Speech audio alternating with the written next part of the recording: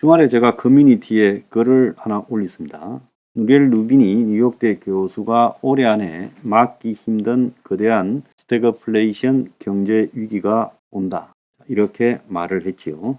자, 루비니 교수는 2008년에 금융위기를 예고했고, 작년에 이제 하반기부터 경제 위기가 온다 이랬는데, 최근에 자기가 위기를 팔아서 먹고 사는 사람이라고 세간에 인디안 기우제 지낸다라고 하는 사람들의 분노해서요. 자, 루비니 교수는 돈이라도 많이 벌었으니까 다행입니다. 근데 이 사람은 작년 하반기부터 이런 말을 했고, 저는 15년 전인 2008년에 세계 금융위기를 보고요. 세계 경제가 정상이 아닌 회복불능으로 가고 있다고 일찍 눈치를 채었습니다.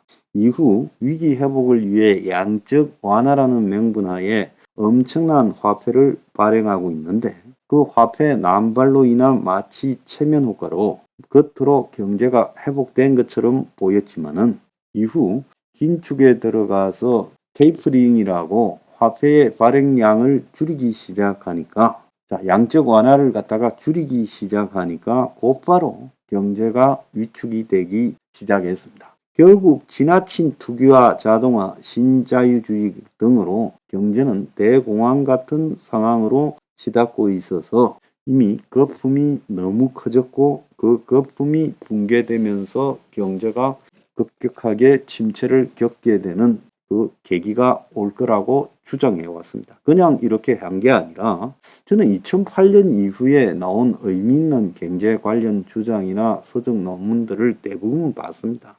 그래서 독자적으로 경제를 분석하는 그런 시각이 어느 정도 저한테 생겼다고 자부합니다.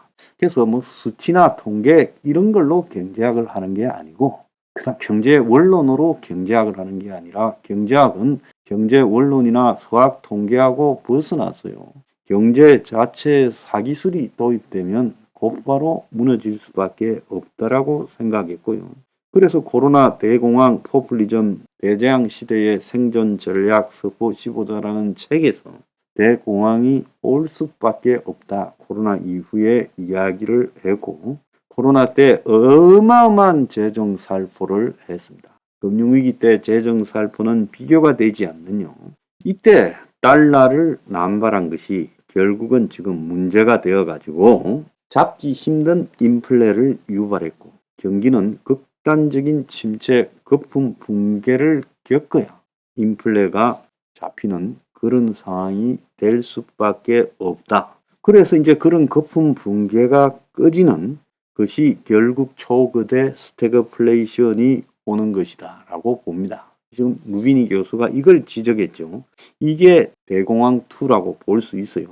그래서 기득권 똘마니들 중에 저를 향해서 가끔 가다가 댓글을 달면서 인디안 기우제 진행이 계속 주장하니 한 번은 마치 그게 아니라 2008년부터 망해오는 과정을 서술했는데, 세계 경제 메커니즘이 망할 때 곧바로 내일 망합니까? 지금 망하는 그 방향으로 가고 있다고 그랬는데, 이들이 뭐라 떠들든 붕괴는 기정사실이다.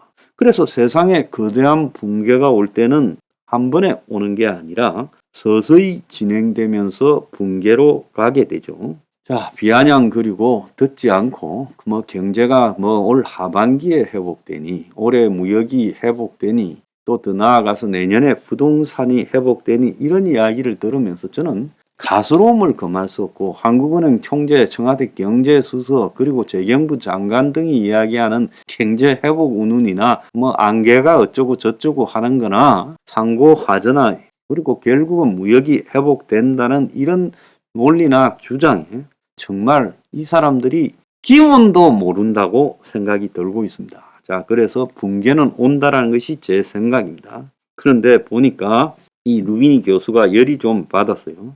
자, 자기가 마치 그 닥터 둠이라고 리스크를 경고하면 경제학에서 그 위기를 세일즈하면서 먹고 산다고 비아냥 그린다는 거예요. 자, 그래서 이 사람은 이 그레이트 스태그플레이션이 지금 오고 올해 안에 온다. 그래서 그것들로 인해서 그야말로 세계 경제가 헤어나기 어려운 대가를 치를 거다라고 이야기를 하고 있는 겁니다.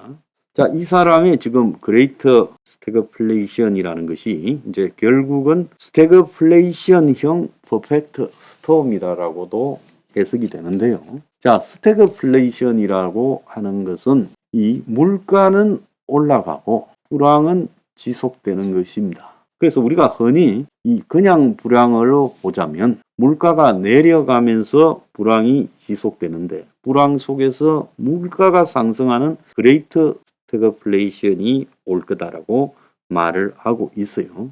높은 인플레이션 그리고 스태그플레이션 경기 침체가 한 번에 발생해 경제에 큰 충격을 줄 거라고 이 양반은 이야기를 합니다. 내가 루비니 교수를 이야기하는 것은 제가 다 이야기했던 거 아니에요? 물가 인상이 쉽게 못 잡는다. 계속 지속될 거다. 그러다가 완전히 지금 붕괴가 올 거다. 붕괴 이후에야 잡힐 수 있다라고 말을 하지 않습니까?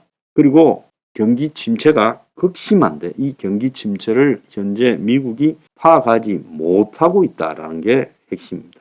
루비니 교수는 소비자 물가 지수가 6.4% 선에서 고착되고 있어 미국의 연준이 금리를 6% 이상으로 무섭게 올려야 되는데 이런 결정을 하면 경기 침체, 주식시장 폭락, 부채 디폴트 급증으로 이어질 거다. 그래서 인플레이션과의 싸움을 연준이 포기하더라도 부채와 인플레이션 문제로 경기가 심각한 침체에 빠지는 것을 막지 못할 거라는 거죠. 자, 지금은 금리를 올리다가 어느 시점엔 금리 올리기를 포기하고 손을 놓으면 그러면 끝나느냐? 아니다. 부채가 터지고 인플레이션이 수습 불가능할 거다. 올해 주가 지수가 30% 하락할 수 있으니 금이나 단기 채권 등에만 투자하라. 이렇게도 말을 했습니다.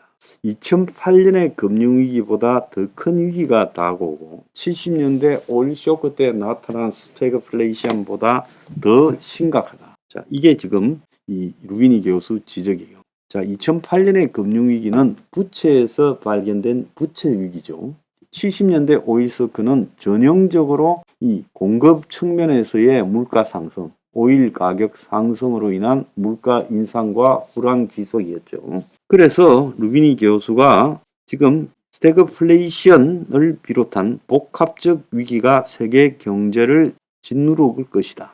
그래서 이걸 갖다가 초거대 위협, 메가트리트라고 이야기를 하고 초거대 위협, 복합 위기를 뜻하는 이 퍼펙트 스톰을 2011년에 언급한 지 12년 만에 지금 이런 위기가 오고 있다는 겁니다. 팬데믹 이후에 세계가 잘못된 정책을 오래 유지하며 경착륙 위협을 키웠다. 주요국이 너무 오랫동안 저금리 양적 완화 상태를 유지하면서 각국의 부채가 급증하고 인플레이션을 걷잡을 수 없게 만들었다. 제가 달러 난발에 의한 인플레이션이라고 했잖아요. 70년대 때는 오일 쇼크에 의한 인플레이션. 제가 그걸 작년부터 규정해 왔지 않습니까? 지금까지 내다보지 못한 최악의 스태그플레이션에 도달할 거다. 그래서 경제 침체 없이 물가 상승 목표를 2%로 낮추겠다라는 이 연준의 시나리오는 물 건너갔고 올해 말이 되어도 물가 상승률이 4에서 5는 될 거다. 그리고 미국 중앙은행은 물가를 잡기 위해 과도한 긴축에 나서면서 경제를 극단적으로 악화시키고 있다. 자, 미중 갈등이 세계 경제를 양분하고 기술 중심으로 지금 디커플링이 가속화하고 있는데 결국 세계 경제와 통화 체계를 두 조각 낼 가능성이 있고 달러의 지배력이 약화하면서 미중 양국과 집중적으로 교역하고 있는 한국 역시 기로에 서게 될 거다. 챗 GPT 이후 AI 역시 인류에게 재앙을 가져올 거다. 내가 그랬잖아요. AI나 이런 4차 산업이 재앙이 될 거라고. AI하고 로보틱스 경쟁이 본격화하면서 경제 성장률 자체는 높아지겠지만 영구적 실업이 불가피하고 그래서 부의 불평등이 심화해서 상위 10% 기술을 가진 경제 주체만 살아남는 것. 제가 하던 이야기 그대로 하고 있지 않습니까? 그래서 그는 세계 경제의 미래를 굉장히 비관적으로 바라보고 자신이 제기하는 위기론이 음모론에 기반하지 않았다며 닥터 둠 대신 닥터 리얼리스트, 현실주의자로 불러달라고 말을 했습니다. 그래서 현 시점에서 세계 경제를 위협하는 것이 제가 전에 이야기했던 그런 여러 요소들이 결합되어 있고 2008년보다도 훨씬 더 위험하다. 이렇게 보고 있고 2차 대전 직전인 1930년대와 비슷하다고 제가 했는데 그때보다 더 상황이 좋지 않고 블랙스완 아무도 예상하지 못한 일이 발생할 가능성이 매우 높아지고 세계 각국의 인플레가 떨어지지 않고 계속되고 연준은 6% 이상의 금리를 올릴 거고 유럽도 4% 이상으로 가게 되고 자 그러는 과정에서 경기가 약화되면서 주식 채권 신용자산이 폭락할 거고 디폴트가 늘고 금융시장도 붕괴되고 있고 그렇다고 긴축을 멈추면 인플레이션을 잡지 못하고 스태그플레이션이 엄청나게 지속될 거다. 자, 연착륙 시나리오가 지나치게 낙관적이었고 결국은 주식은 폭락할 거다. 한국 경제도 결국 미중 사이에서 이제 양자택일을 해야 된다. 자, 이 사람은 중국의 지금 위안화의 영향이나 중국의 경제력의 힘을 좀 믿고 있는데 저는 중국의 경제력 이건 루비니와 제가 명백하게 입장이 다르고요. 미국의 부채 위험이 커져서요. 자, 미국이 부채 때문에 눈덩이처럼 늘어난 부채 때문에 엄청 지금 고생을 하게 될 거다라고 보고 있고 AI나 이런 4차 산업을 실어 가져올 일자리의 실종에 대해서도 상위 10%에만 건재하고 나머지는 어려울 거다. 그렇게 말을 하고 있습니다. 자, 그동안에 제가 해오던 이야기를 이 양반이 다 듣고 어디서 좀 집대성을 한 것 같은 느낌도 받고 있습니다. 시점이 언제냐는 문제인데요. 저는 올해 안이 될 거라고 봅니다. 올해 안에 시작할 거라고 보고 있습니다.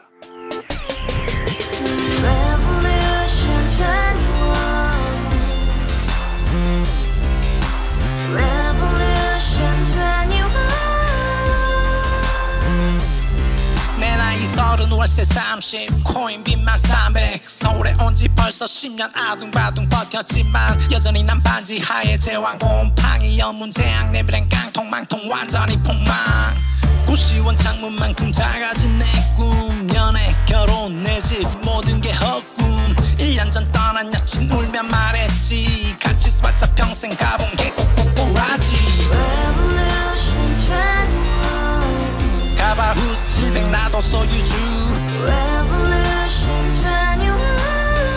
가바후스 700 나의 소주 택시기사 우라부지 마트캐셔 울어무니 우리 집안 다 털어봤자 후줄 그래 개선민 내 미래 거기서 팍 끝난 거지 팍 더 이상 노력 따윈 괴물이 스펙 찾아서 말리 비오는 날 알바 잘려 맨날 학원 날 개쳐 발려 밤비 내리는 양화대교 홀로 걷고 있을 때 현수막에 아로 새겨진 평당 700짜리 아파트 다같이 소리 질러 혁명 21